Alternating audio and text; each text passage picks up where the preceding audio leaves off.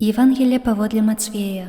Пётр падышоў да Езуса і сказаў яму: «Пане, калі мой брат зграшыць супраць мяне, колькі разоў я павінен прабачыць яму? Ці аж 7 разоў?»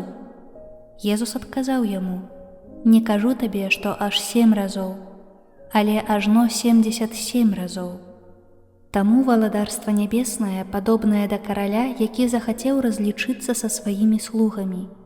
Калі ён пачаў разлічвацца, прывялі да яго аднаго, які вінен быў яму 10 000 талантаў.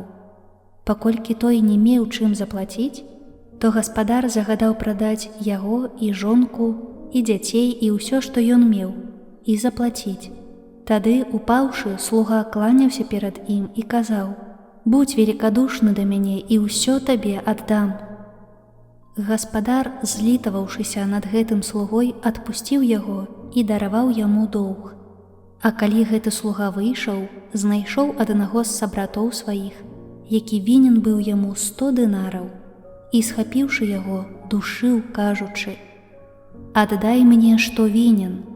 Тады сабрат яго упаў да ног ягоных і прасіў яго, кажучы: «Будь великодушны да мяне, і аддам табе».